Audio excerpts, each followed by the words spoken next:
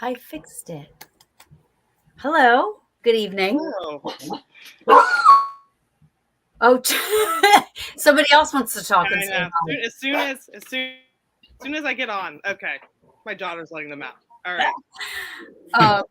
So good evening, everybody. Thank you so much for coming on this evening, you two. We did have somebody back out. Justin, unfortunately, had some family things, and I'm just sending him prayers. And Mare, I did message her. I just told her to jump on whenever she can. I did kind of tell her we had till 8:45, so she's probably holding me to that 8:45, which is totally fine. Tonight's show is a little different than normal. We are going to be talking about the paranormal. However, if you saw the description, we're going to be talking about ADHD within the paranormal, like doing paranormal and having ADHD. I wanted to do this because I am medicated for it, and I can check off every box, of what an ADD or ADHD person, goes through. And I've noticed these things as I get older. I notice them more, when I'm re-listening to my audio from investigations, and I hear myself answer people sometimes, and I don't even realize that I'm saying it the way I'm saying it. And I go, how do I have friends? I sound like a bitch. Like, I don't understand how people still hang out with me, because sometimes I answer people, and that's one of the things of ADHD. Like, you don't realize your tone and stuff like that. And even though you don't even mean it in that way, but it comes off that way. Yeah. But then everybody was like, what are you talking about? These are just little things that I'm starting to notice as I'm getting older, and actually listening to, 8 hours of investigating with and interacting with people. You start to see that stuff. Here, Mary's here. Hold on. It says device not connected. But I'm sure she'll get connected. So I want to welcome everybody. Say hey, hi. I'm going to let my guests introduce themselves and kind of give them, a little background about where they are in the paranormal. Please, everybody watching, go like, subscribe, and check out their pages and go check out all their good stuff, because these are some good peeps. Frank, you want to start? Sure. Hi, I'm Frank. That's all I got. Oh, no, come on. I used to be a writer for TAP's Paranormal magazine, paranormalpopculture.com. I've been a member of Ghost Detectives, which is a local Pennsylvania TV show. We used to air up in the Wilkes-Barre, Scranton area. I've been doing paranormal, officially since the 80s, because, I'm old. And yeah, that's it. That's me. And honestly, like, and bring up your, like, your practicing and everything. All right. So I am a bioenergetic practitioner. I do electrodermal acupuncture according to Vol. I have a little store. We call it the Vitamin Pharmacy. We deal a lot with autoimmune type issues and that kind of thing. Um, naturally, remedies for like ADD and other types of mental health issues. So yeah, I've been doing that for 35 years. Awesome. I love it. And I love that. I love that you do it the holistic way. I think Mary's trying here. We can't hear her and now I can't see her. So I think Yeah, we saw her for a second. Yeah. It's kind of like an apparition. You see it for that split second, Mary, then it's gone. Mary, if you can hear me, I wasn't ignoring you, babe. I was just trying to let Frank finish really quick. If you jump back on, I'm going to let Jen go. But if you jump back on, you're after. So, Jen? Hello. Okay, so I'm Jen. I am out of Pittsburgh, PA, with a team called Bump in the Night Society. As a team, we've been together, I think it's been about 3 years, investigating a lot of places. We have a pretty decent following on social media. Due to my ADHD, I am kind of the social media person because I'm obnoxious and I just, you know. But I share a lot of Jen stuff. Thank you. So that as far as paranormal, I have been involved. The team's been 3 years, but I mean, it's kind of always spirituality. I was raised in a Pentecostal family. My mother was kind of like an exorcist of sorts in the Pentecostal church. So I've been around some odd stuff my entire life. And then for a day job, I'm the executive director of events at a nonprofit that works with adults with disabilities. So I am around a lot of people that have different things, including ADHD, autism, all that, which has helped me even learn more about myself and, you know, the parallels of even ADHD and autism and how similar they are. So yeah, that's me. Awesome. And everybody that's watching, hopefully, hey, everybody knows my ADHD. You know, you watch my show and everybody knows. I mean, I can just go right out the window there, you know, in 3 seconds. Frank, I had a question. Here we go. Frank, I had a question in my head, and Jen, I had a question in my head, you know, with you too. The answer is 3. I was like trying to write it down so I wouldn't forget it, and then I forgot both. Yeah. Look, my pen and my Write notepad everything are right down. here. I know. Yeah. Look, see, I started. Look, Frank. And then Mary, can you hear me? I can hear you. That was a Yay! nightmare. Oh my gosh. Oh, Hello yeah. and welcome. Hello. Hi. So, Mary, do you know Jen or Frank? I don't think so. No. Awesome. No. Hi, Jen and Frank. So we just kind of went around and just kind of basically just introduced ourselves to everybody and kind of gave a little background how you're in the paranormal, you know, this and that. So if you want to do that, and then we'll talk about how fun ADHD is in the paranormal. This is going to be a fun introduction then. I forgot my second dose of medication today. So hi guys. My name's Mary. I'm the founder of Montana Paranormal. We're a nonprofit corporation that we service the entire state of Montana. We work with private clients and businesses. We work for free. We don't charge anybody. We travel to them, and we just really love what we do. We've got 4 members right now, 5 including me. And you do the whole state of Montana. I know it's Wow. yeah, it's fun. It's expensive. It's most of our clients are like on the west side of the state. It's like 5 hours away. I'm like, could you guys like Wow. get haunted closer to me? Yeah. Anybody think, in a 5-mile radius being haunted. I know. Yeah. Well, right. Well, and we all live in this same, like, 2 of us are in Helena, 1 is in Great Falls. He's an hour from us, hour and 20 minutes. And then the other member actually just moved to Idaho, but we like her, so we're keeping her. And it's crazy. I don't know what's going on with that side of the state, but Huh, We're busy. interesting. Yeah. Interesting. It's really interesting. Yeah. You know, it's funny how that works.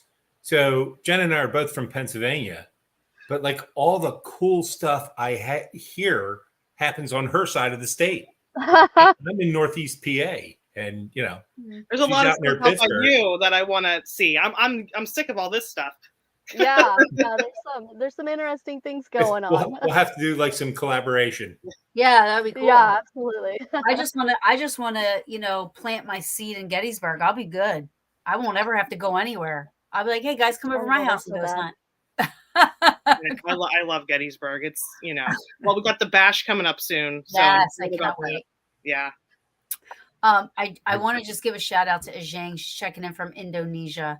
So I always love to give her a little shout out because it's like 2:00 in the morning there. Hello. But she sticks around. Oh wow. So yeah, the bash is going to be awesome for sure. I got my Santa suit ready to go. Oh my God. I cannot wait. Is it a Christmas bash? In Christmas. Yeah. I need to. Oh my God. Wish I could just dress as like Krampus. Just, you know. That's part of the competition. I know Pennsylvania's a little far away, but it's called the Gettysburg Battlefield Bash, and it is fun.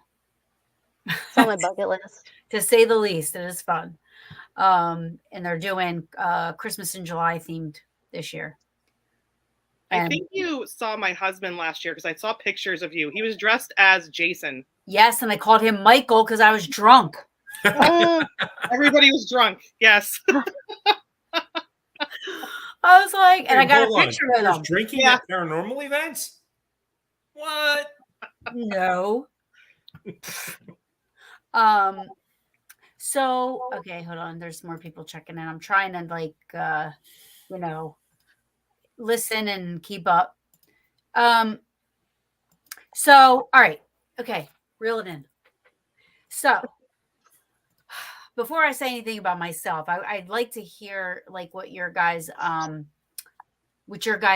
issues you think like with it doing what you do in the paranormal. Like for me, I know, you know, it's hard with all of it because a lot of it's so tedious because I care so much, right? So it's very tedious thing, but you know, you get so distracted. I have like, do you see these? These are filled with hours. Oh no. Of recordings of investigations, right?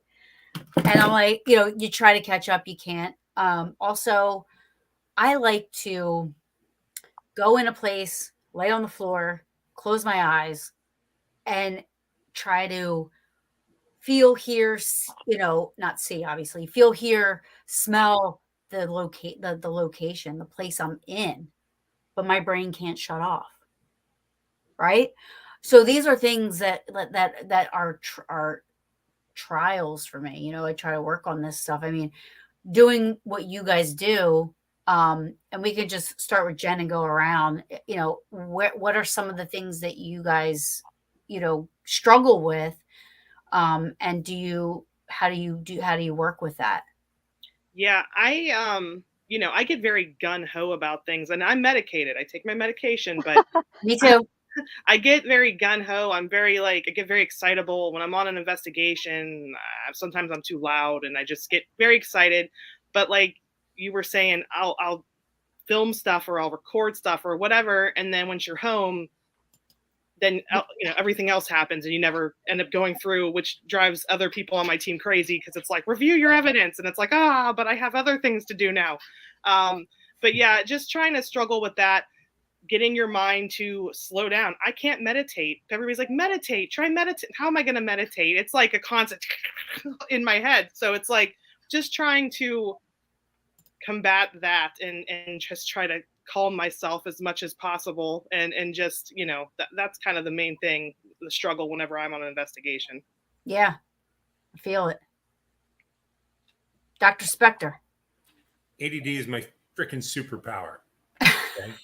So, and again, there are different symptoms, things that happen to people with ADD. One of the things that happens with me is I have hypersensitive hearing.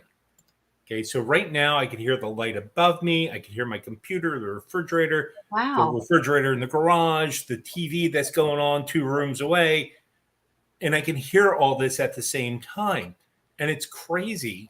And I never realized this. My son, who also has ADHD, failed a hearing test in grade school. And they got right away, they want to give him a hearing aid. I'm like, no, he doesn't need a hearing aid. He hears fine. So we went to specialists, we went to Temple. And if you've never been in a truly soundproof room, I suggest you do it. It is heaven on earth. Really? You Because cannot hear anything and it's perfectly quiet. And I'm like, oh, this is no, what most people you don't even hear? get like the high pitched. Nothing. It was amazing. Everybody says I have bionic ears. I can hear the littlest thing. But Half of my recordings are like, did somebody just whisper? Was that you? Who said that? Did somebody do that? Because I hear everything. But Taryn, the downside to that is normal tones get muffled out, right? Right. If you're in a large group, I can hear 20 conversations going on. I can't hear the conversation that I'm trying to have. Right. Yeah. So normal tones get muffled out. My ex-wife made me go for a hearing test because I had to put the volume up on the TV. Me and my daughter, she made us go, and we were both tested normal, but because of all the ambient noise, we couldn't hear anything. Wow, that's interesting. Yeah. I never knew that was something. That honestly was never anything I ever read. Yeah, no, that's an ADD. That's an ADHD thing. I say ADD because again, I'm old and I was never diagnosed ADHD as a kid. Right. I never had that hyper part of it. Right. I was always more the dreamer type. Yeah. Do you know what I mean? I know. I look back at my report cards. My teachers tore me up. Like, can't get Taryn to calm down. I can't get her to be quiet. I can't get her to sit still. I can't get her. You know what I mean? Like, yeah, it really had to work with me. No, I never had that. All I had was the lack of focus because my mind was on 20 other things at once. Right? Yeah. Yeah. And I was so bored in school. It's and I have a theory that most people ask questions in class just to hear the sound of their own voice. Because if you were paying attention, they already covered this shit. Right. Yeah. Grade school was brutal for me. Early college was rough. And then I figured it out. Right. I need the distraction. So when I was writing for TAPS Paramag, right, and I'd be researching, I'd have like 5 screens going, social media, music playing in my ears.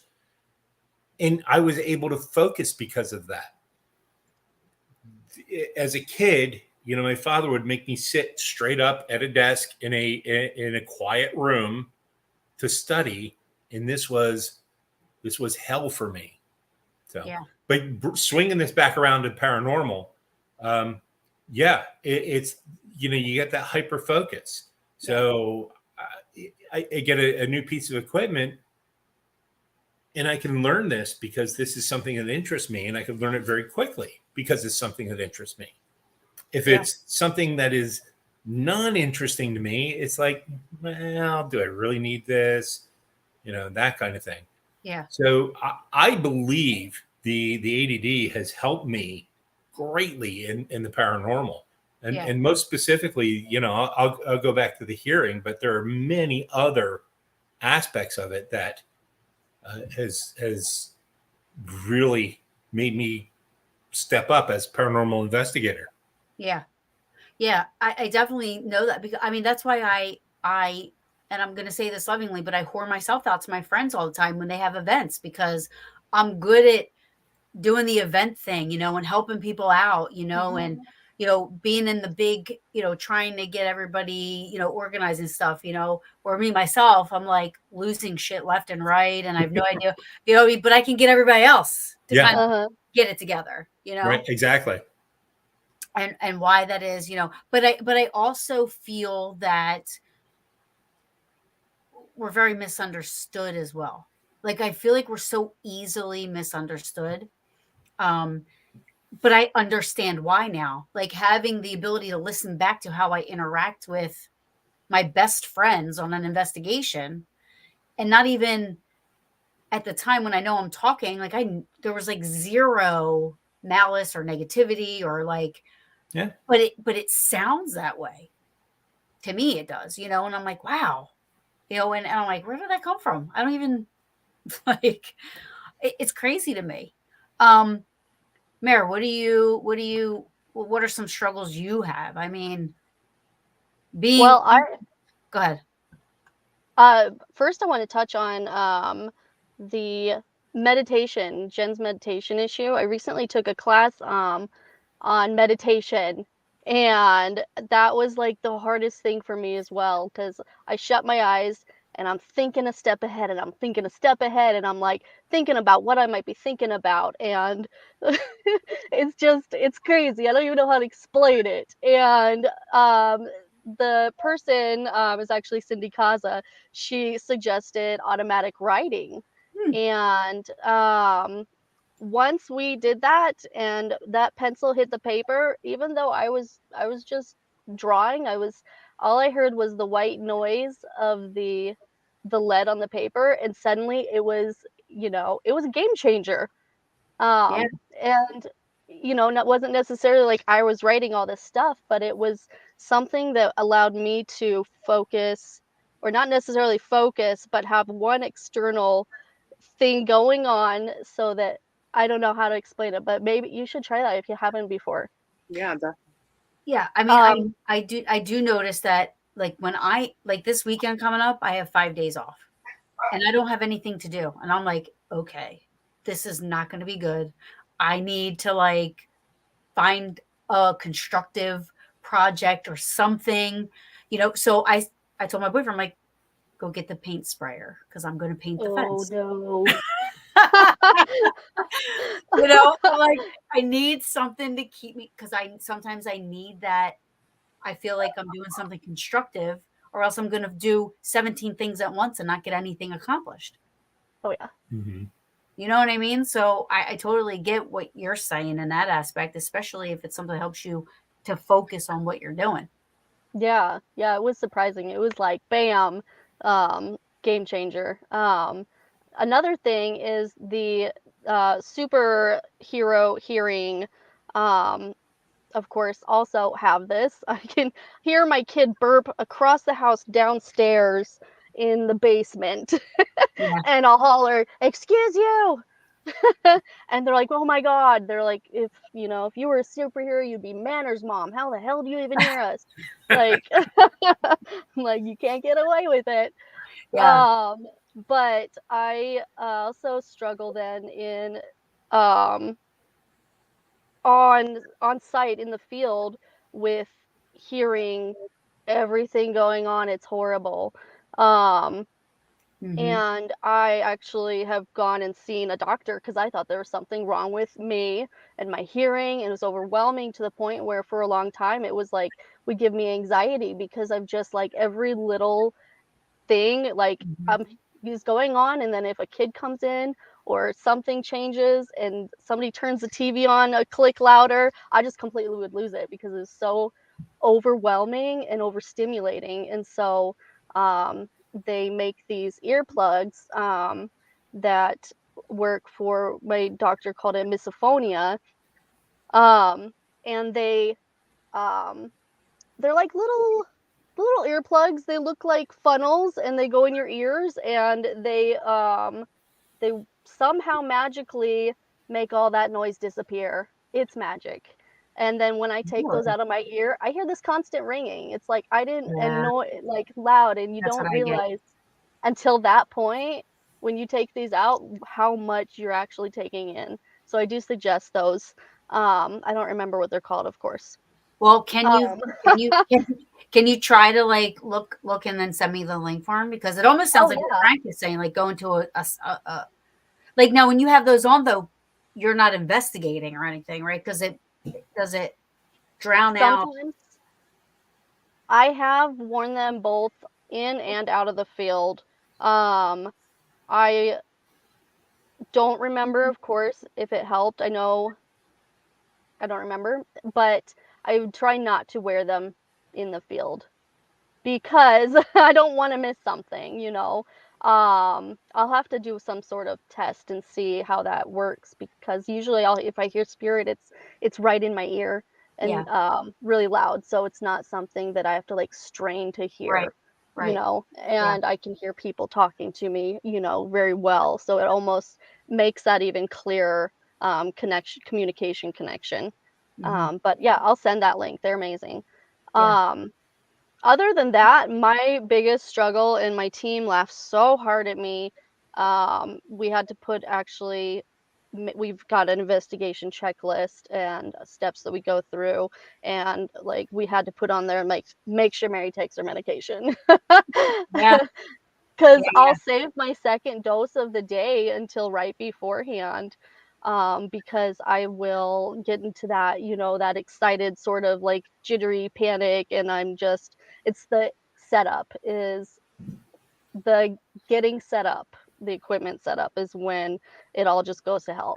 And I'm, you know, thinking steps ahead and I'm where's this? Where's that? Well, you know, like so much going on to the point where in my head I feel like I'm doing all these things, but apparently I'm just standing there like blacked out, like in Yeah. Yeah. Yeah. that panic where you just can't move or think. And one of my teammates, what the first time she saw it, she thought I was having a seizure.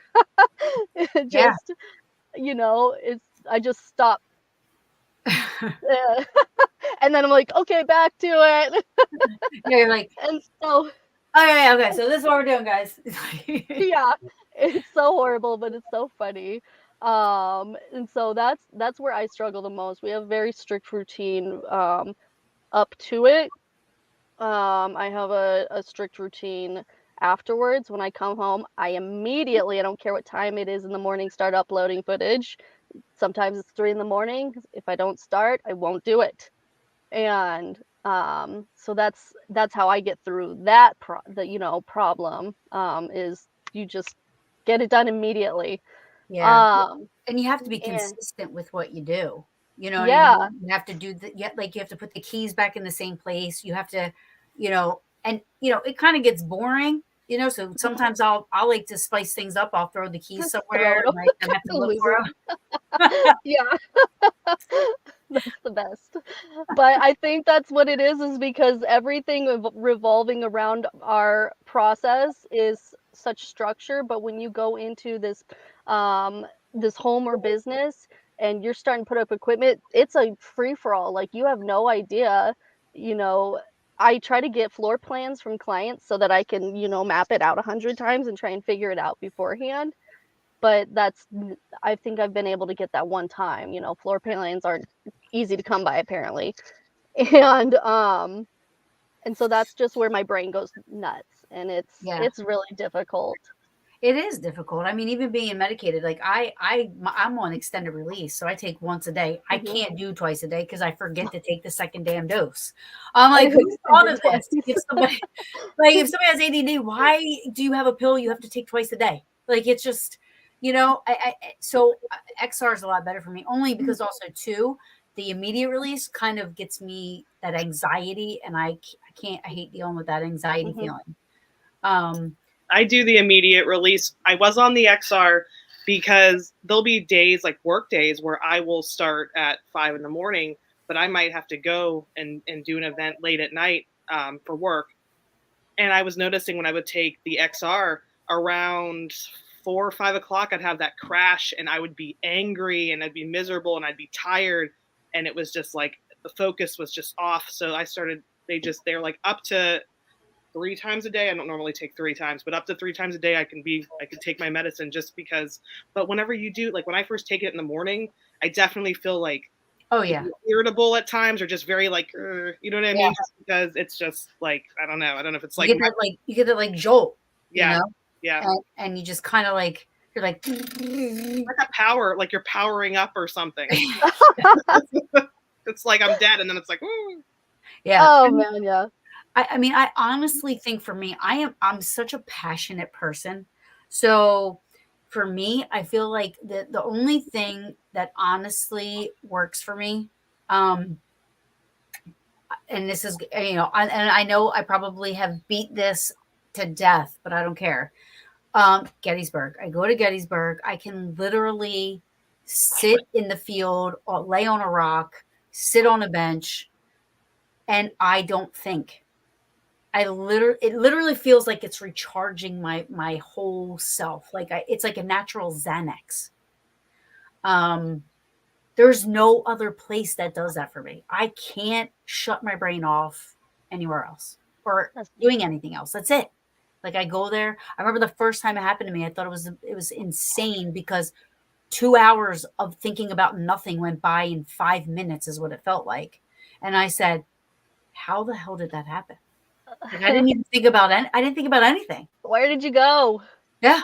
I didn't think about nothing. I just sat there. That battlefield, it's just standing out there. It definitely, it does something to you. Like it's just the energy. You can just feel it.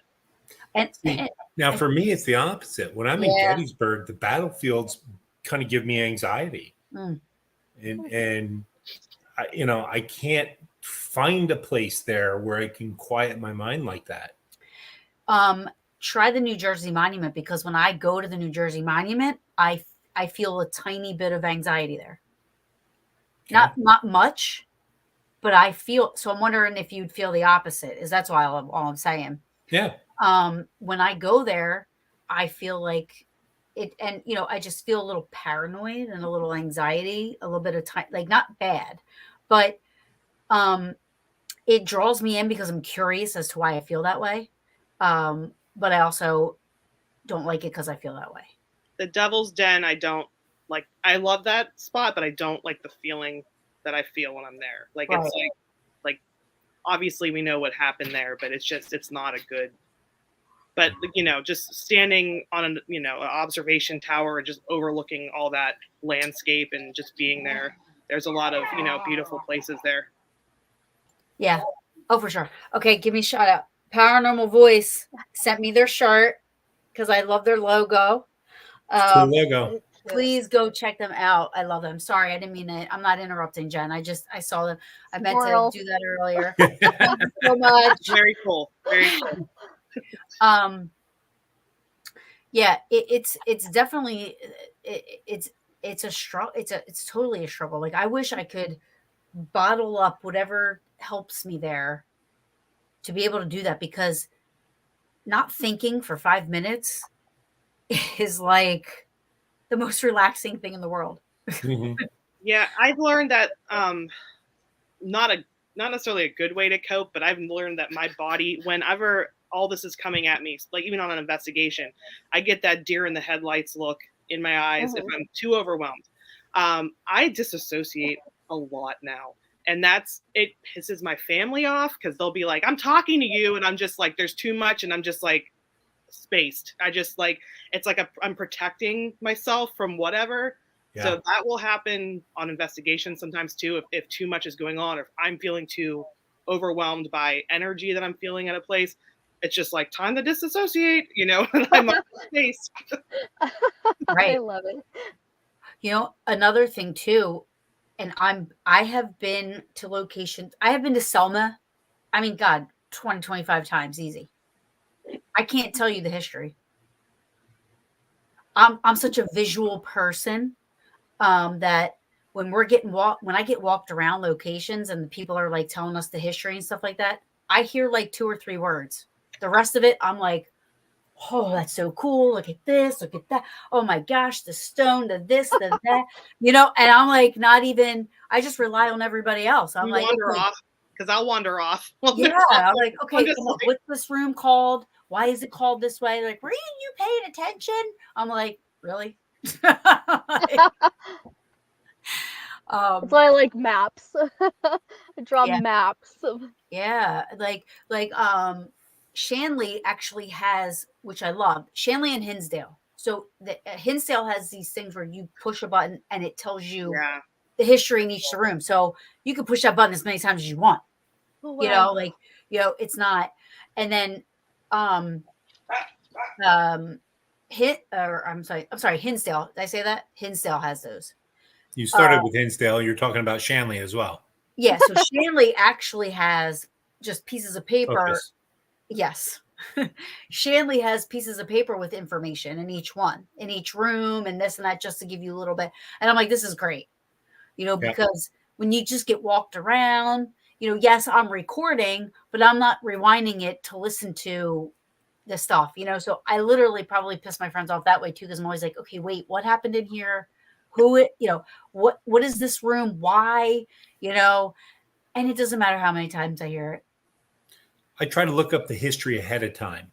Yeah. Because again, in a walkthrough, like you, I'm looking, it's like, oh, look at this architecture. It's like, oh, wait, oh, that's a cool piece of furniture.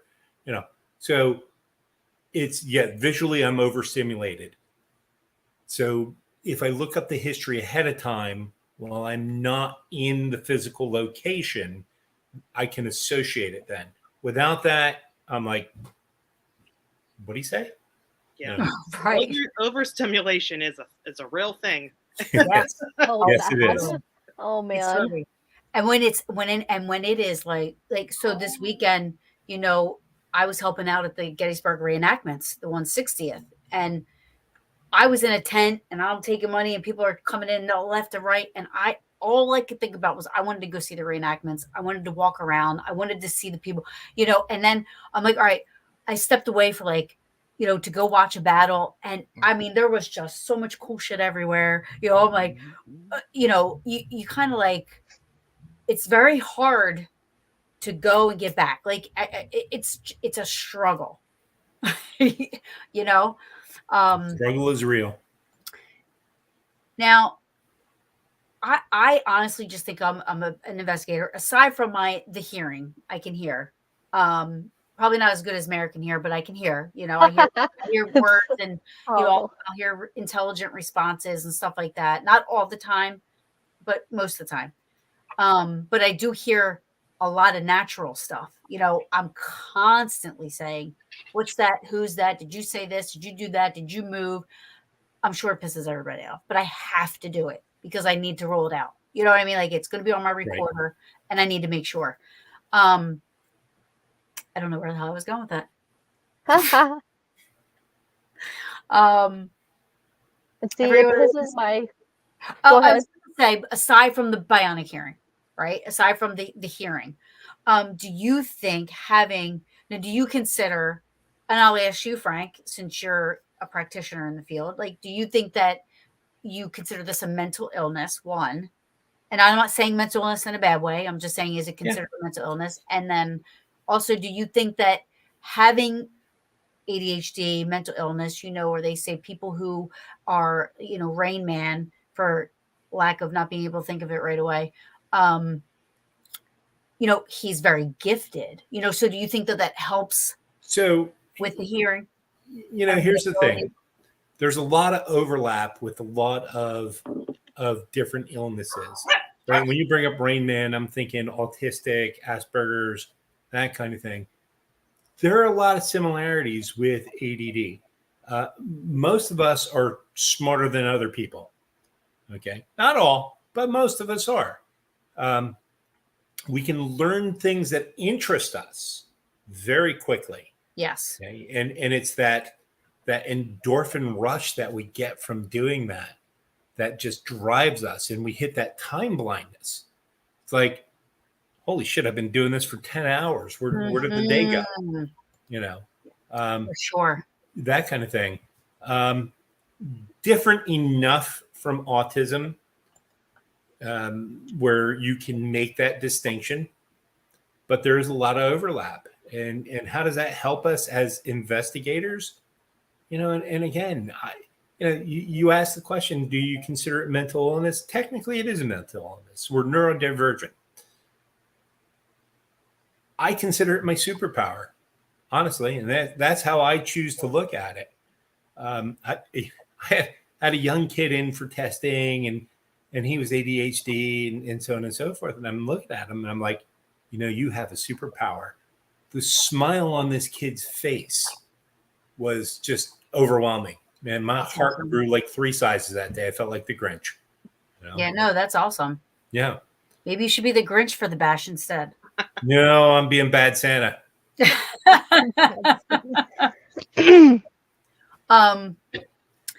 Yeah, and here's the thing, some of my best friends. The biggest thing I struggle with is like, listening, and even my show. I can't rewatch my show I'm because sorry. Did you say something? exactly. That's what I'm saying. Like, I can't rewatch my show. I hate because I feel like I cut people off. I feel like I talk too long about some things, and then when I'm listening to stuff, so like some of my best friends, they put up with this shit and they act like they act like it like I'm normal. But when I'm listening to it, I'm like, I'd be pissed off at me. Like, I'd be like, who the fuck is she talking to? But there's a reason they're your best friends. Yeah. It's they understand you. Yeah. Okay. And again, growing up, I was friendly with everybody, but I wasn't friends with everybody. Sure. And I just, because I had my own tune in my head, and I did things that were off-putting to other people. But those who stuck around, those who chose to support me, those are my friends. Yeah. Right. That's my tribe. That's the people I want to be with now. Yeah. And not for nothing, I don't like people. Right. And that's part of the ADD. Same. It's I don't like to be around people. And Yeah. I had a meeting today, and I went to this wellness center spa, and they're great people. But I had to put on this, this air of being me. I had to play me all day today, and I didn't want to play me. I just wanted to be the real me. And I came home and I was exhausted, and Bella looks at me. She's like, "Are you all right?" I'm like, "No, I'm freaking exhausted." Yeah. Because it's tiring. It's Yeah. You have to put on these your normal face. Yeah. And be happy and listen, put on my listening ears. And it's a great focus to do that. It's tiring. I do that at work. And even when I go to conventions and people that are used to who I am on these social media sites and how I act, and I'm not always, I'm a grumpy person. And anybody who knows me personally knows that I am not always a happy person. I'm pretty grumpy, but they're expecting me to be this way. So it's human interaction is very exhausting for me because I'm like, I gotta be Jen from Bump in the Night Society. I can't just be grumpy Jen. Right. Exactly. Every day. It's like we were talking about the bash. And I love seeing everybody, but I have to be on almost 24/7. And I need to take breaks, and I will disappear from events. Even events that I'm being paid to be at or speaking at or whatever. I have to disappear for my own sanity. To recharge. You have to recharge. Yeah. I'm a frequenter of that. And the Peaches will tell you. They'll be like, "Where did you go?" And I'm like, and you know what? I do it not knowing that I'm doing it. It's not something that like I go, okay, I need to go down. It's almost like my brain is like, okay, if I don't do this, she's never going to do it, and I'm not going to get a break. So I gotta take charge here, know?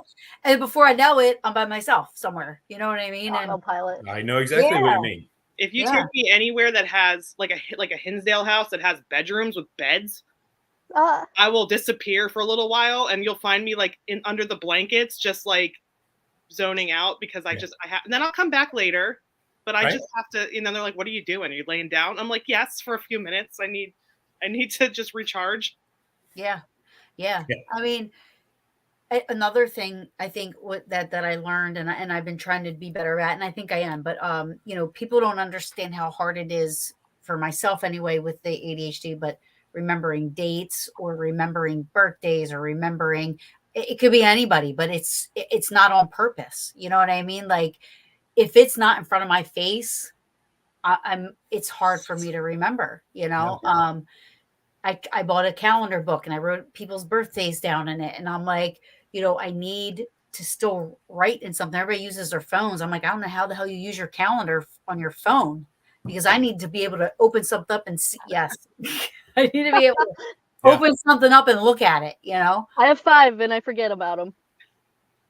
you know, if I lost that thing, I would die. Like, you know what I mean? Like, I wouldn't know what to do. But, you know, that's another thing, you know, that I've done. I mean, even a couple times with the show, I've like double and triple booked by accident. You know what I mean? So I was like, okay, I need to do something to try to fix this, you know? Mm-hmm. Um, and that's a struggle if you don't, Yeah. you constantly are trying to make yourself. And again, it's that time blindness, right? Yes. Oh, I have that I 1,000%. completely forgot about the show till you sent me the text last night or the message last night. I'm like, wait, I agreed to do this? Oh, yeah, now I remember. Yeah, somebody else, who was it? Somebody else said they almost forgot. Yeah. Yeah, right? Yeah. And it's like maintaining friendships. Yeah. I have friends and they'll reach out to me periodically and but I never think to do that because it only feels like I just talked to them yesterday, you know, Right. and so it's that time blindness. And I try to explain to them, it's like, yeah, I got this going on. You know, it's not that I don't like you, it's Right. that I just don't think that way. Yeah. Yeah. And it's very hard. You know, I feel bad for my boyfriend because, like I said, as I'm getting older, I'm starting to see how difficult living with somebody with ADHD and when you don't have it, how Mhm. difficult that must be. You know, not understanding, you know, and I'm trying to do things. It's not like I'm just like, yeah, I have ADHD, whatever, live with Right. it, you know. I do try, you know, but it again, I mean, I don't know if you guys are the same way, but I mean, like, you know, with Jen, you say, you know, I'm always grumpy, you know, and I know if you stepped outside of yourself, you would be like, why are you always grumpy? Why can't you just be happy? You know, like I know you want to be that way, you know, Yeah. but you know, you know, it's like, how do you, Karen, relationships are tough with or without HD. yeah, that's true. Yeah. Communication is key. Yeah. And Bella and I went through our first few years together. All we had was phone conversations because she lived in Arizona and I was here, and we learned how to talk to each other. The whole ADHD thing, it's been a learning curve for both of us. It's, I'll come across something on TikTok and I'll send it to her, or she'll find something on TikTok and send it to me. And, my middle son who lives here in the house has the ADD. So she's stuck with two of us doing the same thing. And, God bless her. She took the time to learn about it. Right. You know? Yeah, I think that's important too, you know. Sometimes, I'll be in my phone and I'm always trying to promote the brew and trying to get guests on. And, I'm busy with that kind of stuff, you know. So I'm in my phone and he'll go, all right, what do you want to do for dinner? And give me choices. And I'm like, what? You didn't hear me?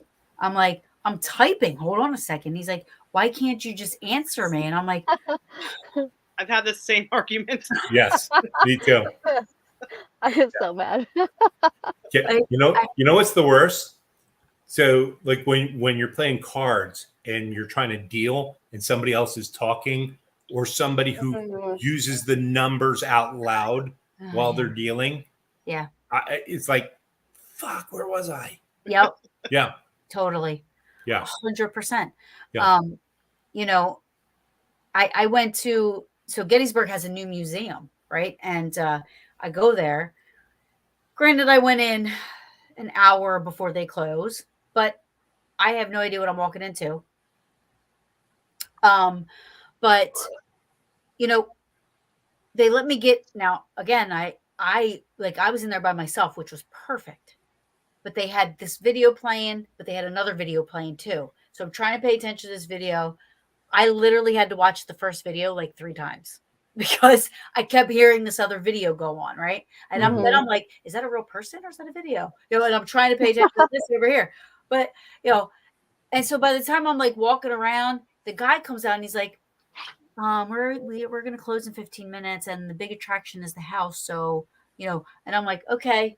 And I'm trying to look around him and I'm seeing all this cool shit. And I'm like, what do you mean? I wanted to, but I didn't get to see everything because of that. Because, it takes me so long. It took me so long to get through stuff, Yeah. And even taking it in and understanding and actually processing it is this like second step of that struggle. It's like right. you've got multiple steps just to understand something. Uh-huh. And it is the same with investigating. Mm. You really have to pay attention to your surroundings. You have to listen. You have to try to focus. So it is a constant struggle throughout the entire investigation, especially when things are happening and then this one over here is talking and you're like, what, and it's like, so a lot of times when I answer, then I notice like when I answer, it sounds short and it sounds bitchy, but I don't feel that. It's just that my brain is like, yes, turn the K2 on. And then I get back to whatever I was doing. You know what I mean? Because you just want to stop that distraction from happening. Not necessarily like you're pissed off they're asking the question, but it comes off that way. Yep. And so I'm very misunderstood a lot. And I also text how I talk, which that doesn't always come through in a good way when the person isn't hearing you and you're texting how you talk. A lot of times like, what the fuck? And I'm like, I didn't mean it that way. It's like, so Yeah. Another thing you do is I'm constantly like, I know that sounded mean, but that's not how I meant it. Like I'm always kind of trying to defend how I'm talking. Cause I know now that I listen to myself, like I can come off sounding that way, even though I don't mean it. I just don't know when that is. Yeah. So I feel like I'm apologizing all the time for everything because I don't know when it's happening. So, and this might be an age thing, but I've hit that point where I just don't care anymore. Yeah. This is me. You're going to like me. You're not going to like me. I don't care anymore. Let's get the job done. Yeah. Especially in this field. Yeah. People aren't going to like you. It's just what it is. That's true. I mean, and then that's not it. I mean, like, I'm more worried about my friendships that I have. You know what I mean? Like, because I'm going to be misunderstood by a lot of people. I get it. I am all over the map. And I am on social, Jen, I'm on social media just as much as you. You know what I mean? Like, I'm always on. It's an outlet. It's, it also, as much as I'm on there and I post so many different things, and there's a lot of people that can attest to that because they get the notifications, but it keeps me focused on something, but time does go by very fast. Yeah. When you go down that rabbit hole of social media, and you're like, it's almost like, your brain, even though I'm switching back and forth in between, the different platforms I use to promote, I'm still focused on the same thing that I'm doing. And the paranormal kind of keeps me focused, even though I'm not focused within it, if that makes sense. Yeah. Makes sense. I know you probably answered this already, but the hearing thingies. What? Mary, you were saying something about those hearing things. Yeah. Did you say when you can wear them on investigations? I can, but I forget every time I wear them. I'm like, okay, I need to, write down whether or not same thing's happening. I mean to document it, and then that goes out the window. Right. You know how that goes. So I need to somehow put a sign in my face when I wear them that says, pay attention, I think in general, they're just amazing. I think the fact that it funnels out external noises, but I still take in conversation or exactly what I'm trying to focus on very well. I think that it can be extremely helpful because but you can still hear TV, like audible disembodied voices, you can still hear. Yes. Yeah, absolutely. And I know that when I went to one location where these oh god, what was I talking about? The ear things. The disembodied voices They're just extremely common. It was just constant. I know I wore them one night and then I did not wear them the second night. And both nights I was hearing things. So whether or not I wouldn't say that it takes away from that at all. And my God, they've saved my life. I don't wear them all the time. Because I get the ringing in the ears. It Yes. just does it. The tinnitus or whatever that is just does not go away. If you want to really overstimulate yourself, we've been doing the Lucid headphones now, and we'll put those on, and you hear everything. They're like, there's like microphones. Oh my gosh, I'll put them on. I left them on one time. I went to the bathroom. It was so loud. Oh my gosh. But you can literally. I was at Hillview Manor, and I was down pretty far away, and I could hear people talking like in the front entryway, which was, I mean, you can hear everything, and that is very overstimulating if you are easily stimulated by lots of noises. So yeah, that totally would suggest them for us, but no thanks. I couldn't do that. You know, the girls have this something where they put these headphones on. They have this gun thing that has this big the right? Parabolic mic. Yes, thank you. Ever use that as a kid? And and I put that on once, and I was like, oh no, I can't do that. I have one of those. I've used them in the woods. And I don't want to hear what's in the woods. It was a little over one. We were on a Bigfoot hunt. So yeah, fun. No, I can't do these. Makes a great picture though. Let me tell you. Good photo. Very professional. Now I found that when I'm doing SDs and that constant, I can kind of almost meditate to that. I really it takes a while. Like other people right away into it. It might take me a good 5 minutes to get that groove. And then at one point, like my husband at one point fell asleep during it, but like I'll get where I'm like almost asleep, but like I'm still repeating words, but that'll bring in like that gives me so much anxiety. Like a spirit box that the spirit box I can't do. I can't do the spirit box. No. But I know what you mean with because I tried it a really long time ago the first time.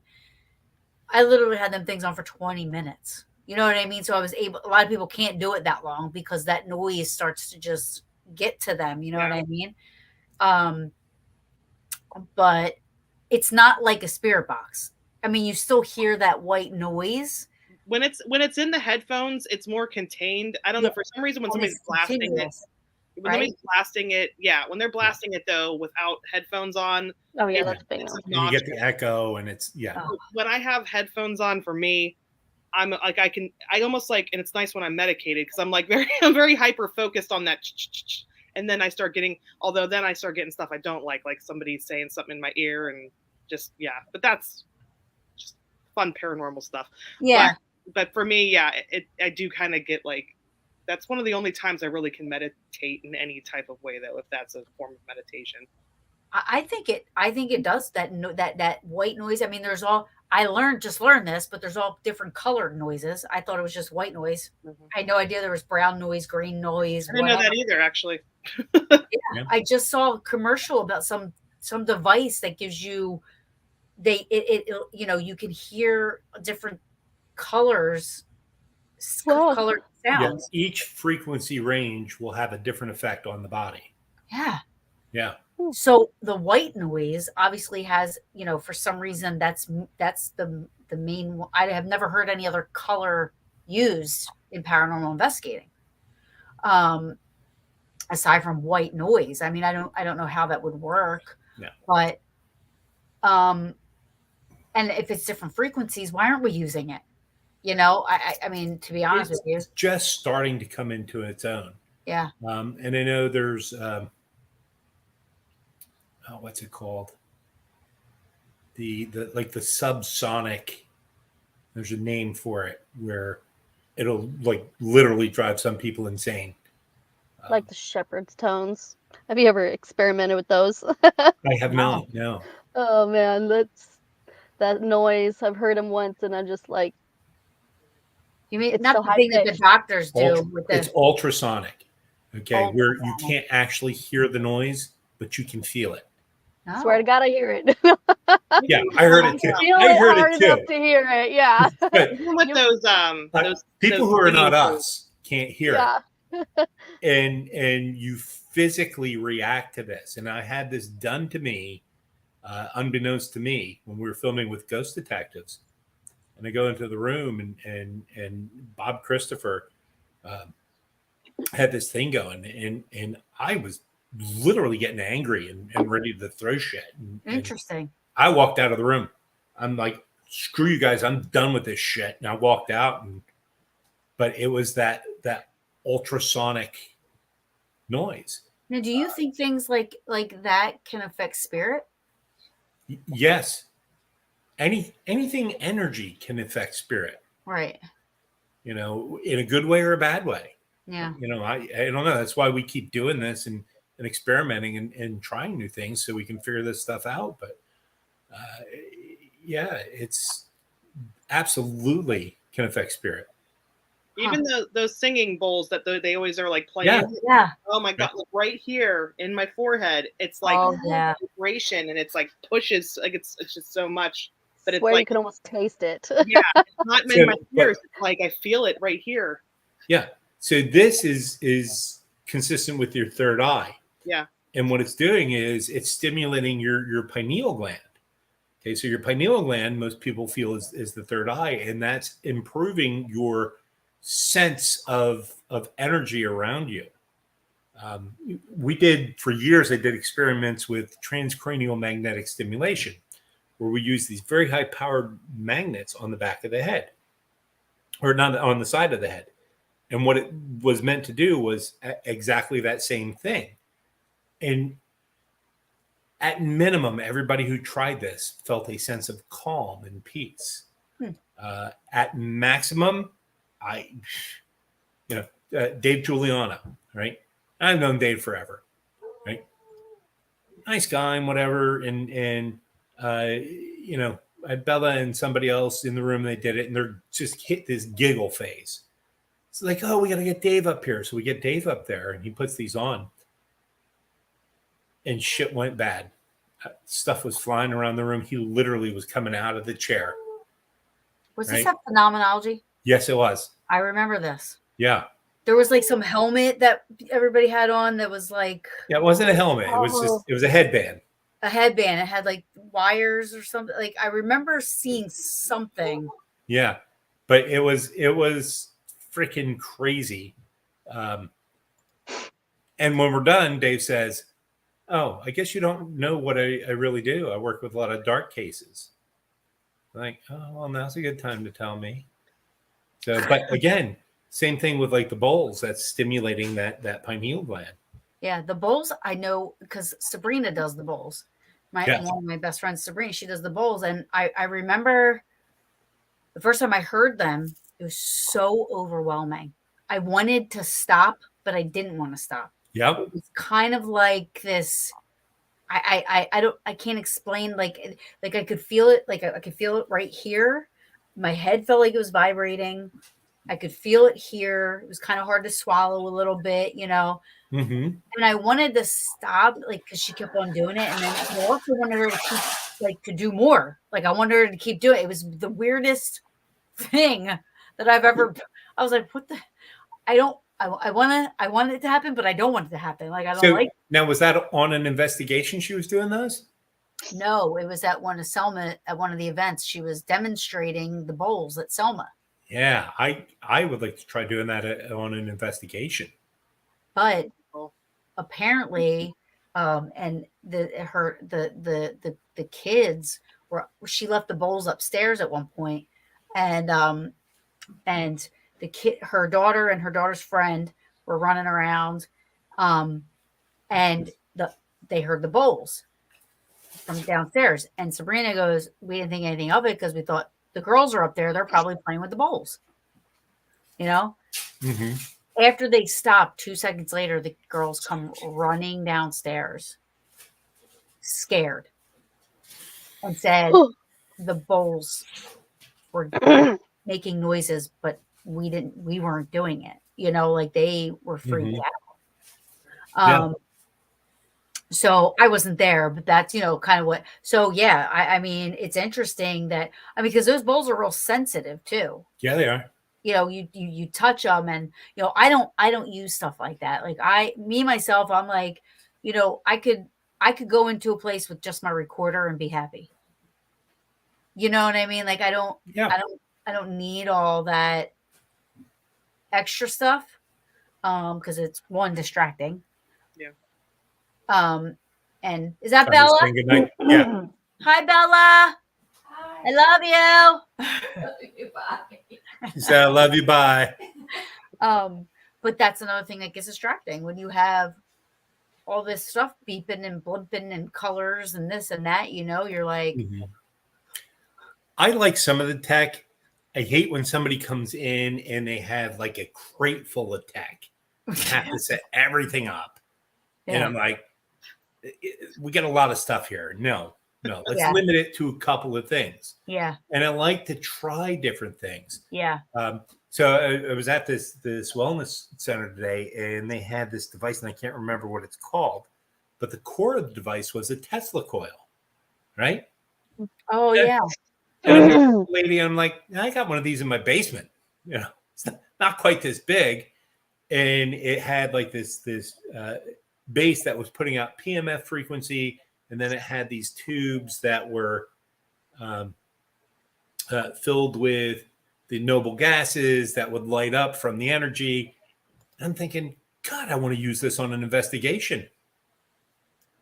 yeah. Yeah, That sounds cool. I think I heard of something like that. it's Maybe it was you. Maybe you were talking about. I know I heard about this Tesla coil. a Tesla coil. Well, yeah, and I've used it on investigation. Did it amp anything up? No, I don't really think it did. The one I was using today was meant for health. There were different frequencies you could program into it for different ailments or whatever. And they used it in conjunction with like a med bed. And it was actually pretty cool. But yeah, Tesla coil, I have a Jacob's ladder, puts out 20,000 volts, right? Jacob's ladder is the thing from Frankenstein where it goes. Oh, and it puts the things together.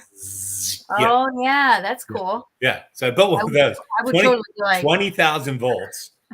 And I've used that to amp up energy into a room, and then you shut it off because the noise is just too much.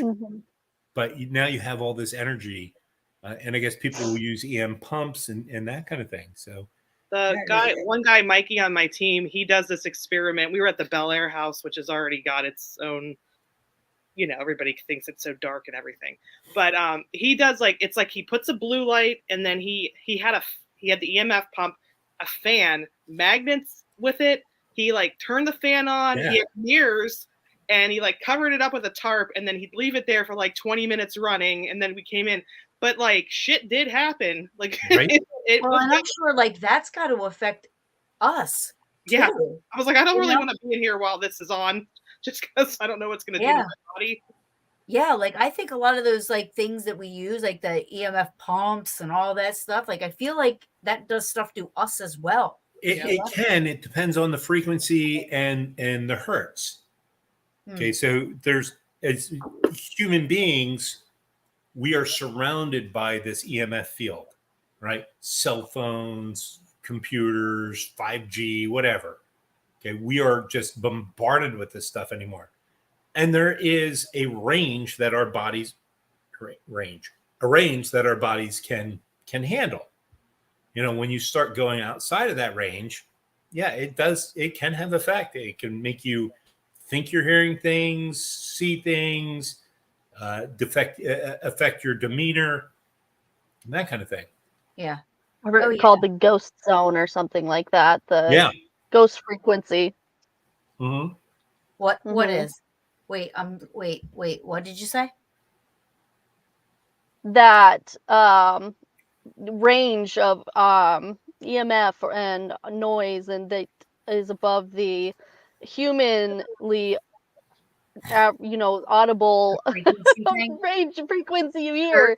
Yeah, there's once you get to a certain spot, it's called called the ghost zone or ghost frequency, and it's where the noise is so high that you can't really hear it, but it's still causing effects on you, on your body, on your hearing. Yeah. And it can, too much of this, for too long, things like that. People start to hallucinate and Yeah. have all these medical issues. And, it's one of those things where this could be when somebody reports paranormal activity, but in reality, there's just something making this noise that is high enough that they can't hear it, and it's having these effects through the, the vibration and everything that causes. What do you think? And anybody can answer, and everybody can. But what do you think? Spirit noises are, like, example being like you hear a door opening, and you know that it didn't open, but you hear that noise, or you hear somebody knocking, or you hear boots walking. You know what I mean? Like, it's not necessarily a voice. So, how are we hearing that action? You know what I mean? It's I'm not Yeah, sure. sometimes. Go ahead. Go ahead. Oh, you go. Oh, we were just, I don't know what causes it, but we were just at the Octagon House in Ohio. Didn't think a whole lot was going to happen. Literally was the wildest night. I saw full body of something. I've never seen a full body apparition in my life, but it literally sounded first like somebody was choking upstairs. We all were looking at each other like, oh my God. Then it sounded like somebody was going through a closet. There's nothing to go through. Then we hear walking around, and it's just like, what is causing all these sounds? Nobody has any idea, Yeah, that's so tough to explain. It is. I mean, it's tough to explain. I mean, the only thing that I definitely want to get is something that I think there's like this piece of equipment, and I don't think it's made for ghost hunting. I don't know who uses it, but maybe a contractor. I don't know. But it picks up, it detects carbon monoxide. It detects, there's like 3 or 4 things that it picks up, like, that are naturally man-made, that could make somebody hear, feel sick, think, you know what I mean? This and that. It's definitely something I want to invest in, because, again, I didn't know that there were so many things that could affect a person, Sure. and then if you're that much more sensitive, like we are, when I say that, I mean, because we have the ADHD, you know what I mean? So we're hypersensitive, or everything's,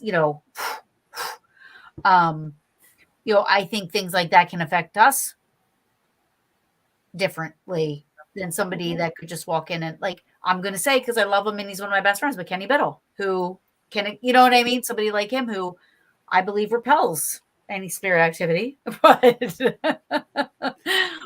He's a paranormal brick. he really is. And Yeah. so, And no disrespect, I love Kenny. oh, me too. I think the world of him. Me too. Right? He's literally made me a better investigator. Yeah. I learned a lot from Because, him. okay, I see your point. Yeah. Let me change the way I'm doing things. Yeah. Yeah. For sure. I mean, That's new Kenny. Old Kenny was a jerk. Yeah. Yeah. Wow. We're all jerks at one point. I mean, Well, I still am. So Yeah, me too. like, when I first started, I That's thought how you think. everything was paranormal. Now That drives me crazy. it drives me crazy, but I try to remember, like, okay, I was there at one point. Yeah. And you just hope that when you bring it to somebody's attention, like, say, hey, it possibly could be this, or it could be that, like, did you do this? You just hope they don't take offense to it. Yeah. But they do. See, I've always considered myself a skeptical believer. Yes. And I've seen things in the billion years I'm doing this that I cannot explain. Yeah. Right? But most of the stuff you can explain away or cast some doubt. Yeah. And that's the thing. That's what I mean. Like, I know that I used to think everything was like, and I don't want to say everything, but probably 99%. I was like, oh my gosh, what was that? There was a creak in the floor. There's somebody walking. Everything's paranormal. But over the years I've learned. And, then it's like, wow, really? There's not that, it doesn't happen that much. Yeah. It does happen where you go. Cause I think, I think Ted was talking about something like, when you feel something walking up behind you, is that, I think a lot of us, we naturally have intuition, you know what I mean? So you don't have to be a psychic medium to have this intuition of, feeling a bad vibe in the room, or feeling, because your intuition kind of, picks up on that stuff. I mean, obviously we have to be, if it is spirit, that we believe, like our theories and beliefs and everything like that, it is spirit. How can we not connect with something like that? Because we still have that, we're still, I mean, I guess it is what you believe, you know what I mean? But if you believe that the spirit, you have the spirit inside you, and when you die, that's what's there, or whatever, how can we not connect with that? Right. I mean, again, unless you're, an atheist, and that's no disrespect, but people don't believe in that stuff, Yeah. So I'm rambling now. Sorry. Listen, there's an old saying: there are no atheists in foxholes. That's so true.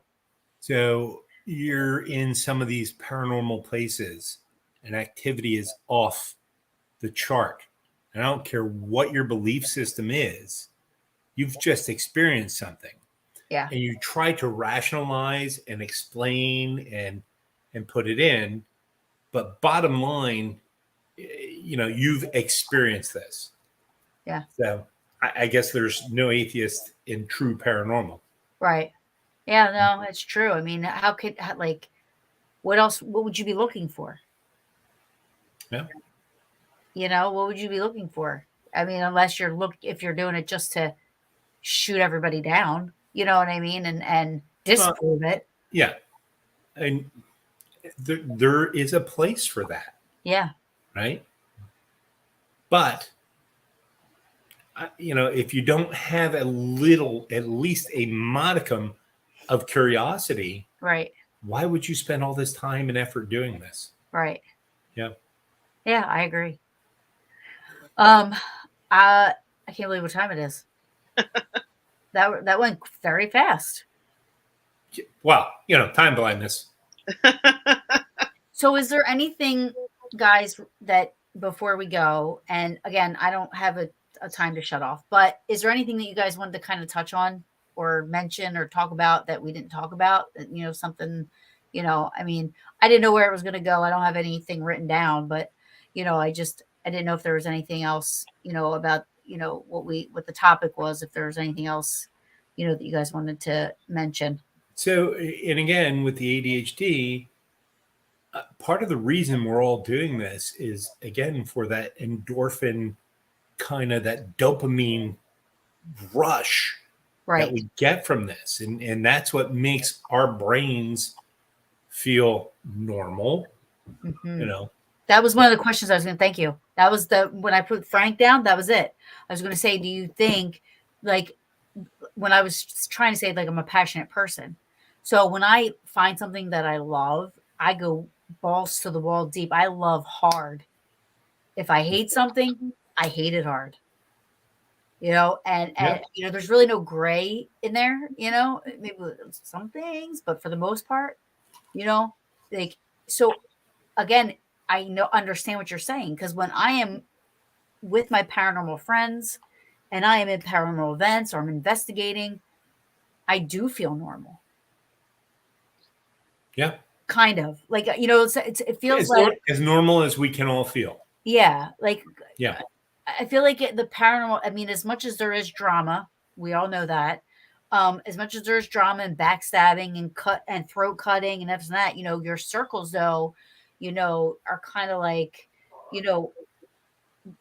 people come from all walks of life. It's not like in high school when, there was somebody that was different and they got picked on, It's like in the paranormal field, everybody's welcomed until they act like an idiot, and then, it kind of, but everybody's, and I think that's where the calming part comes from. You can walk into a party in the paranormal and, not know anybody and then make 10 friends, because everybody's like, hey, where are you from? What do you do? Who do you know? Yeah. So that's the one thing I agree. I'm glad that you brought that up because, I walk into a party where I know nobody and I say, well, I know Taryn, and like everybody knows me then. There's your ticket in the door. Yeah, absolutely. I was like, yeah. And then I realized what you said. That was funny. Oh, UK. Hey, thank you. So Are there any questions like in the comments and so there stuff was coming like some through? people were just kind of like talking about what we were talking about. All right. I tried not to read the comments so I didn't get distracted. I know. I was. I was like, this I don't know blinders. how to pull them up. Otherwise, I'd be like, you know, That's why I was like, I have it on the side, and I'm just Well, like, I have oh, look. one thing. I have one thing starred because I did want. So this, I had it up, but we were kind of just talking, so I kind of let it. But he says, learning remote viewing has the side effect of giving you control of your brain instead of it controlling you. It was developed by a psychologist at Stanford. See, the thing is with that, like, I would be using that for the wrong reasons. I already know that. Like, I would be trying to like peek on Brad Pitt while he's in the shower. You know what I mean? Right. Like, it just wouldn't. not worth it. Like, when you have a gift and you use it for the wrong reasons, it doesn't usually go that well. So it's funny. So, and again, we're talking about ADHD. People who can do the remote viewing, and I believe there are people who can do it, completely different from us. Yeah. Yeah, they are a breed of their own. Yeah. Oh yeah. I don't know how I would do it that. Like, I honestly don't know. I mean, it sounds interesting, but like for me, it kind of scares me at the same time. Like, I'm like, then my brain definitely would never shut off. Yeah. No. I would never have sleep time. I'd never have to. I literally, to go to sleep, I have to take. Frank's gonna cringe because he's holistic. My freaking acupuncture. My boss hates the fact that I do. But 3 10 milligram melatonin, 2 0.5 clonazepams, and I smoke, and then then I can go to sleep. It's like everybody's like, "How do you wake up in the morning?" Like, Listen, at most, I will take a half a gummy. yeah. Right. No, and, yeah, and no, that squelches the anxiety, that stops the brain from ruminating long enough where I can go to sleep. Yeah. I brain scroll on my phone until it hits me in the face at 3 in the morning. And I pass out. Then I'm up another 2 times. Then as soon as my brain's on, then I'm back up. And then I mean, let's talk about disruptive sleep. Oh. It's like today, 2 o'clock in the morning, I'm like, why am I awake? I can't shut my brain off again. I can't go back to sleep. It's insane. At 2 freaking o'clock in the morning. And that is interesting because ever since I was little, like my mom told me when I was in daycare, and then I was, you used to have like nap time up until a certain grade, not Taryn. I wouldn't go to sleep. So my teachers and the daycares would tell my mom, you got to take her to the doctors. She won't go to sleep. She won't take nap time. Every other kid's sleeping. She's like, and they did tests on me and stuff. And the doctor just said, listen, she's not going to sleep.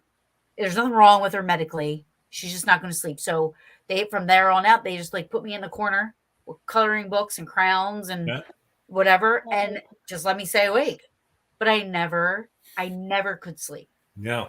Yeah, me either. I had to just lay. They wouldn't do that for me. I had to lay there on the stupid mat.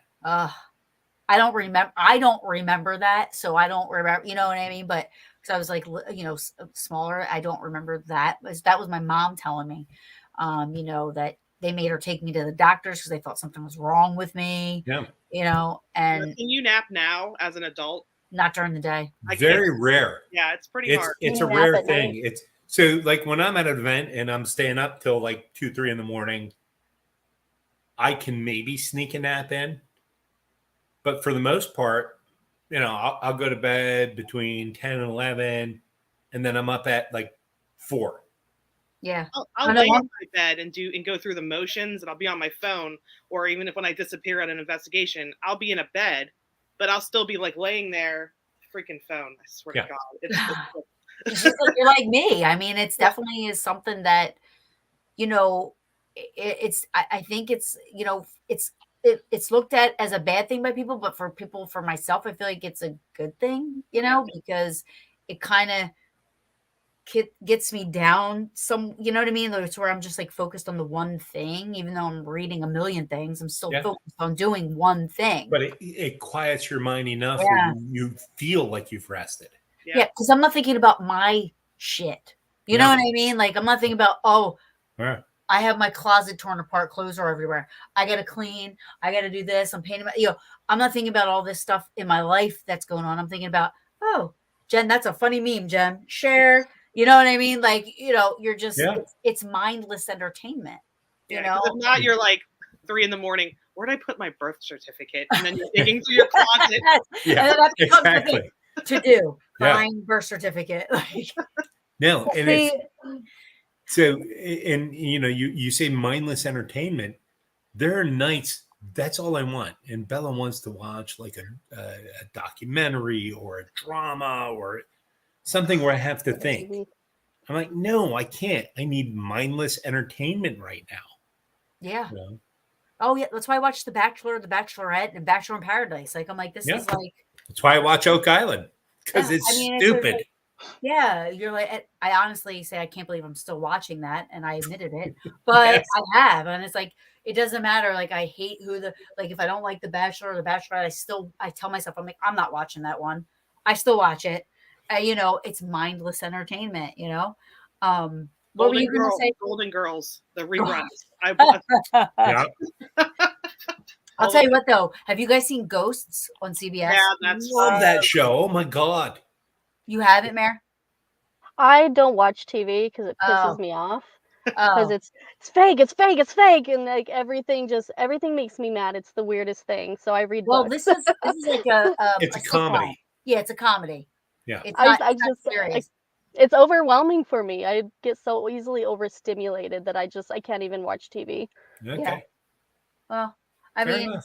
yeah, it's crazy. I know it's a lonely world. No, not really. I mean, there's things I won't watch. Like, I don't watch the news. I can't watch the news anymore. I can't watch. I watch a little bit in the morning. It's a local station. I get the weather. I get the sports. Yeah. I have a clue what's going on in the world. Right.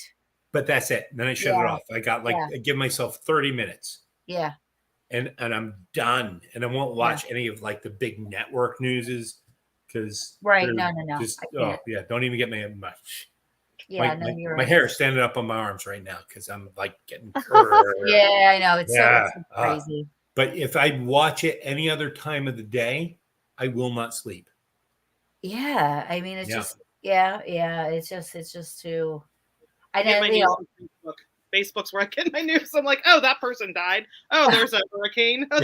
Oh, yeah. See, with me and sleeping and my ADHD and the medication, it's kind of a 360 from you guys because I also have like a low form of narcolepsy, and so I get this extremely excessive daytime sleepiness. If you haven't noticed me yawning this entire freaking time, and so I can out like this. Good. Oh, good. Now you're gonna make me yawn. I'm like yawning with a straight face. So, but have you gone for sleep study? No, because it's expensive and I have a high deductible. And the testing to get diagnosed for narcolepsy is so intense. And we just kind of treated it along with my ADHD with I take what medication do I take? The XR, the Adderall XR. I take like 25 in the morning, 25 in the afternoon, and that's I'll be driving down the highway sometimes, and it's just like it'll hit me like bricks. Gotta sleep, and like I have to pull over because I will just pass out. It's the craziest thing. If you're taking that med and you're still hitting that. Yeah. I didn't take it today. I forgot it. But I would strongly suggest that you get a sleep study. And I fought that for a long time. I'd be like in the middle of testing people doing like. Yeah. Well, and I don't get like that. Now that I'm on this medication, I don't get like that anymore. I'm yawning because I didn't take my second dose, but I'm not falling asleep. But because of it sort of like levels out between the ADHD and the, low form narcolepsy. I can just lay down in my bed and just go to sleep. I choose to. ADHD has me scrolling on the phone and things like that. And so I will be up till midnight, but as soon as I'm like finally like force myself to put it down, I'm out. So it's a really different situation for me. Yeah. Yeah.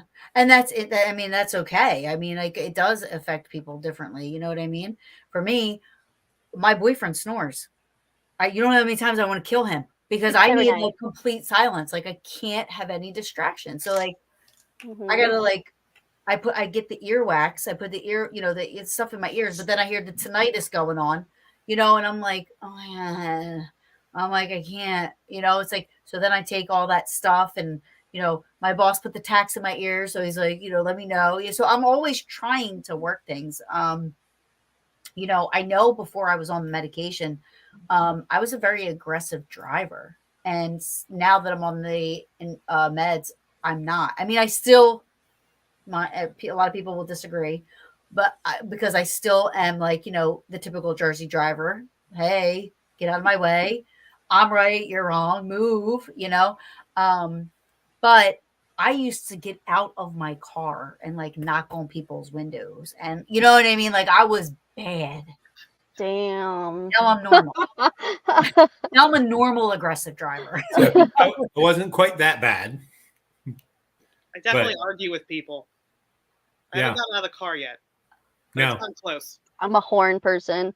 I've horned at cops before. I'm like, go chill. Like if somebody That was a double solid line. Yeah, if somebody cuts me off, I will illegally go around them. You know what I mean? Just to get in front of them. Like just because I'm like, you dick. You know what I mean? Like I get so mad. And honestly, for my safety, I need to stop. Yeah. I mean, honestly, like it is such a hard thing to learn how to not do. So years ago, I recognized this behavior in myself, and I recognized I needed to change that. And it started with, instead of cursing at them, I'd say a little prayer for them. And at first it was so insincere, like, God, cut that motherfucker where he's going safely before he kills somebody, or, whatever. But over time, it's like repetitive nature. You do it and you do it and you do it. And then finally at one point, and I don't know when, can't point a finger at it and say, this is the exact moment. It took, 3 months and 29 days. And it just happened where it's like, okay, it's like, God, please don't let them kill anybody. Yeah. And, you know what I did? I legit, I'm not a religious person. I don't go to church and stuff like that. And I'm not a part of any type of a denomination or anything like that. But I have learned to say the serenity prayer over and over again, but listen to what I'm saying, to listen to the words. Give me the strength. And I'm like, this is so true. I cannot control what anybody else is. I can only control myself, and it's like, it's so true. And we say that prayer, but we know the world would be a better place if we could control. Exactly. Yeah. And we try to do it still. Sing a little song at them. Because that's what we do. Yeah. Every time somebody says something, I start singing a song. Music is my biggest. Say a little prayer. I'm like, I say a little prayer for you. I do. We do. Yeah. I do that too. Yeah. My mother used to do that all the time. She'd burst out in a song for like what. So we'll be like driving along and Bella will say something and I'll be like belt out a song. Yeah. Yeah. It's funny because the Peaches, we have like this thing. I've written down all the songs that we start singing. I'm like, we have a bomb ass record right now. Like if we put we have an awesome mixtape. You know what I mean? Like the biggest one's like, we're always like, for some reason somebody called 911. We're always just singing that. Somebody called 911. Like that's always one of the ones that comes up. There's always a song associated with something. Yeah. Or you replace all the words in the song. Yeah. Make a new song. Sure. Bodies burning on the dance floor. Oh. At a haunted location. I don't know. Yeah. I love that stuff. So wait, hold on. I have a question for Taryn. Yeah. There is a male peach? Well, there's a honorary. See, for years, I thought it was going to be me. Grr, There's an honorary. grr. So there's an honorary peach, and also some of the kids of the girls, they're peach pits. So All not right. necessarily a I can peach, dig that. but they're peach pits. You know what I mean? So I can dig that. they're old enough now where, you know, they're like 20, they just graduated college and stuff. So they come on a couple investigations with us. They're not technically a peach, they want to be. Yeah. But I'm like, you guys are peach pits. It's just, I'm sorry, you guys could be 45 and you're still going to be a peach pit. Listen, I wanted to be a peach for years, but I guess that's not happening now. Listen, maybe What I'll if there's some sort of initiation. yep. Whatever it takes. Yeah. Yeah. Wait, there's an honorary peach. Yes, there's an honorary peach. I just wanted to point it out that it wasn't me. Well, I love you though. I love you too. Rich Russell is saying good evening. Hey, Rich. And Bob Christopher had a question. Oh, Bob. Yes, Bobo. He said, "Who is that stud?" Oh. It's me. Good I'm the question. Yeah, I was just going to say that. Get out of my head, Jen. Oh man. So honestly, okay. So Frank, was there anything else that you guys wanted to touch on? You know, that we didn't really get to touch on with this. No, I think we covered a lot. Yeah, we did. I mean, yeah. Is there more to cover? Absolutely.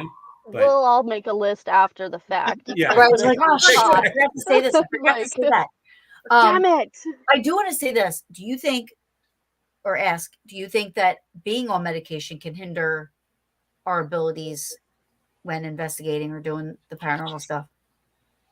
I'm going to say yes. See, I'm not medicated.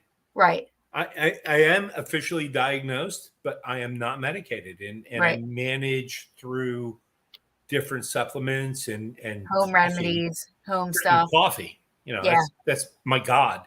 Yeah. Um, I do notice when I'm not on meds, I drink a lot more coffee yeah, for sure. sure, because it has the same effect as the meds. The meds are a stimulant. The coffee is a stimulant. Mhm. Okay, and it kind of levels us out. When I'm not medicated, because there'll be times where I'm like, I'm just going to take a day off. I am so I'm just so out of it. I'm so tired. Yeah. For me, and people, if you choose to be medicated, choose not to be medicated, it's whatever works for you. For me, Exactly. yeah, it's been a life changer for me. It's probably been, I don't know, it's probably like about 30 when I got diagnosed and started getting medication. So it's been a little while now. Yeah. It's been, for me, I think it's positive. It's helped with definitely with my job. It's totally helped. Yeah. I think it's probably helped with the paranormal, with my focus. Yeah, there's some things that are not always the best, but for me, it's probably a more. I mean, honest to God, going through college, I wish I was medicated. Looking back. Yeah. Yeah. Right. Cool. Because Yeah, sure. I look at my son, and he got diagnosed and medicated. My daughter, right? Medicated. Daughter had full scholarship to college, full scholarship to law school, just super there, but she was medicated and could deal with things better. Yeah. Oh, I flunked out of school, to be honest with you. I got my GED. I was a social butterfly. You know what I mean? Like was back before this was a thing. Parents weren't, not everybody was, I wasn't one of the lucky ones that got taken to the doctors and got put on medications when I was 6 or 7, But yeah, so I'm like you, Jen. I was diagnosed later on, and I'll tell you this, more recently, when the medications were back ordered, I'm sure we all. Oh my God. What a nightmare that was. My doctor had to put me on different dosings and this and that. And it's like, I mean, my best friends, the ones that understand me. I mean, when I got on my normal meds, they were like, holy fuck, what a difference.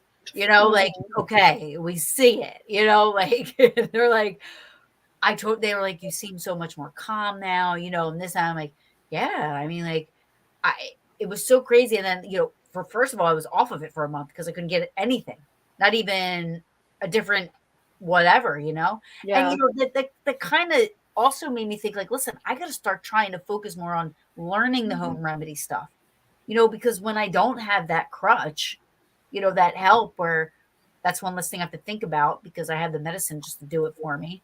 Um, it was such a difficult time for me.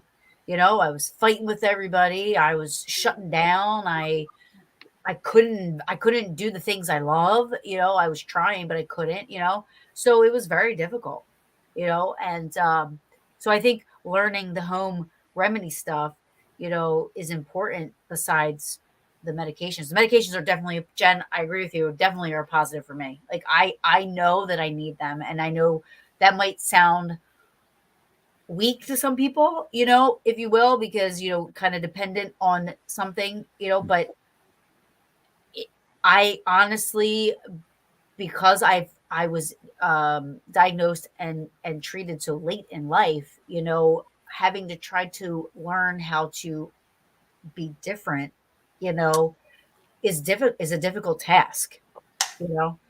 Um, so I mean, So, go ahead. Karen, having to need a medication is not weak in any stretch of the imagination.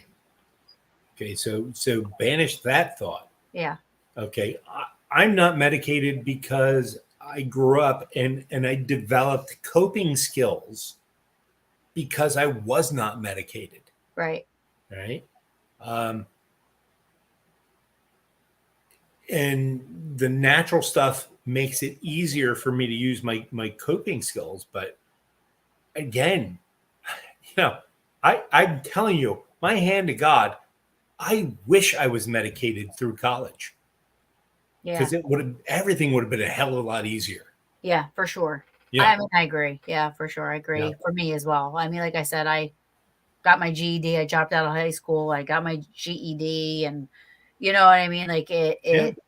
I think, and I look back now, and I'm like, so why didn't I just apply myself? You know what I mean? Like I Mm. could, you look back, and it's just like, wow, like but again, it was that I was the social butterfly. I was friends with all the hall monitors, so they let me leave whenever I wanted to leave. They didn't care. Like, I am not seeing anything, and I thought it was so cool then. Now I'm like, why didn't they get me? Why didn't I get in trouble? You know, I wish I would have gotten in trouble instead, but I was friends with the teachers and, friends with the hall, I was everywhere. Yeah. So, you know, um, all right. I have a love-hate relationship with the medication Yeah. because I feel like, because I also wasn't diagnosed until later on, um, and I feel like once I took that, I grew up. I don't know if that makes sense, Yeah. but I felt like that's when sort of let go of that uber creativity and, dreaming and ideas and just me, you let go of yourself. Yeah. Um, but then once I take it, my compulsive ideas and compulsive spending slows down, my ability to focus, increases, and I can just really be an adult. Yeah. And, my daughter tells me that I'm fun when I'm off of it. And yeah, because I let her play loud music and I get excited in the mornings. Yeah. Um, so it's this really hard decision where, I miss that aspect, but it's also nice to be able to function. And I know that we're still, still having this ridiculous shortage, and I didn't get it for 2 months. Mm. And whew, I, I Oh, it's started crazy. building cameras. I started building I got into electronics, and I was bought all this oh god, I don't even know. I started building things, and just kind of like went nuts, but I also shopped for a week and didn't work it. I sat at work, and instead of working, I shopped on Amazon. And Yeah, and yeah, so it's once I've got in back, I then realized how bad it was to be off of it. And I also realized that the intense depression that went along with all of mhm. those, you know, The extreme highs and the lows, feelings, and yeah, and then the fact that I was falling asleep, you forget about all this. And so it's this love hate for me where I know I need it, but I wish I didn't. I wish I right, could not. I wish I could just be that person that I'm right. supposed to be. Well, I think this is who you're supposed to be Well, honest with you. absolutely. You know, Everything happens for a reason. and I think there's a lot of people that wouldn't change me. I'm sure there's people that would change me in 1 second. You know what I mean? But I think we all are who we are. And like you said earlier, Frank, the people that are your friends and in your circle, they understand us. They get it. Um, I mean, sometimes, you unknowingly, I unknowingly, do and say things that I don't know about, and I can only hope and wish that people bring it to my attention, because I'm a very honest person. So if I always tell people, like, look, if I say something that you don't like, or I always have to give people that disclaimer when I meet them. I'm like, look, I don't. I said sometimes I'm very misunderstood when I talk. I said, if I say anything or do anything that you feel slighted, or maybe you not understanding, just please bring it to my attention. Don't hold a grudge. You know what I mean? Or don't like let it. Yeah. Don't think I Talk to meant me. anything by it. Mhm. Plain and simple. Yeah, and I say so that all the time. yeah, so hopefully, all that after that, all I can do is hope that they do that, and not listen to me, you know. But it is what it is. Um, I want to thank you guys for coming on. I know we went a lot longer than what I said. I apologize, but I do really, really appreciate you guys coming on and sharing, because this is kind of like a personal thing. Not a lot of people feel comfortable talking about this kind of stuff, and I appreciate it. And all I do is hope that anybody watching, if they're going through it, they've kind of taken something really good from this. And you know, please feel free to reach out to any of us for, if you guys have any questions, or any, we can, nobody's an expert, but we can all, maybe learn something from each other and help each other. I mean, except for Dr. Spectre here. I mean, he's like, but we can all learn from each other, and again, really quick, plug your pages and your groups and stuff like that, and just kind of, you're gonna be at the bash, you're gonna be at the bash. Wish you were going. You should make a plan one year to go. Yeah, seriously. I feel all left out. You Yeah, all at these locations and know all these Gettysburg thing, and yeah, I'm just like, someday, I know. living vicariously. Well, you're always welcome wherever I go. So, Take it in. but go ahead, Jen, and your group and everything, and we'll just go around. Bump in the Night Society. We're pretty much on everything. We're up for best TikTok in the Pittsburgh City paper. So cool! Congratulations. Thank you. Wow. Yeah, we're up to all kinds of stuff. We're serious, but we're also not serious. So That's awesome. if you have a sense of humor, follow us. Have to. Whatever. Definitely have to. And thanks for having me tonight. Oh, thanks for coming on. Thank you so much, Mr. Frank.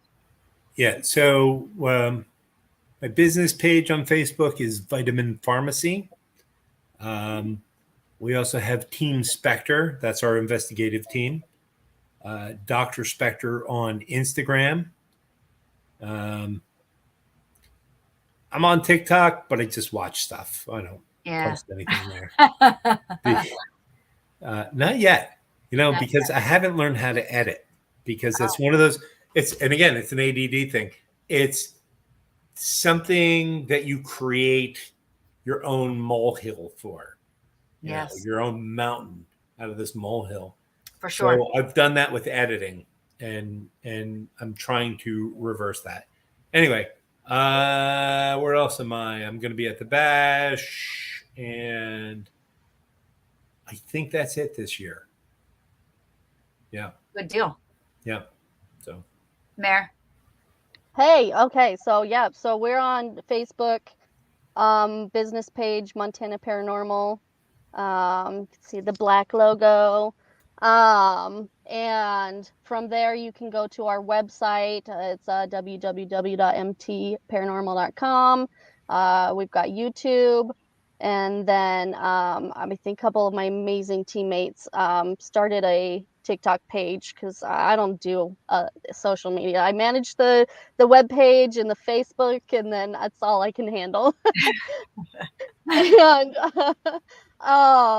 so lots of little outlets. And if you're in Montana or you're coming through at the end of September, we're going to be at the Big Sky Paracon. And we'd love to meet everybody. That's awesome. Good for you. Awesome. Thanks. Awesome. I'll be at the bash. I'm actually speaking at the bash the first time ever I'm speaking somewhere. So that's going to be, it's called, they're doing a paranormal panel on, doing podcasts and stuff and having a voice in the paranormal field. So that should be interesting. But yeah, and lots of other stuff coming up. But I don't want to bore everybody with that. So yeah, thank you guys for coming on. I know it was long, but I appreciate it. And I appreciate all your help, all your advice and all the things. And you guys are awesome. And I love you guys. Thank you. Black stars. wait. Did I get it right? I mean, it's a heart. It's not a star, damn it. I have arthritis, for Christ's sake. I can't do it. God. I love you guys. Thank You you, guys are Terry. It great. was a Thank good time. you. Thank you so much. We'll see you next time. You guys are Bye. awesome. Thank you.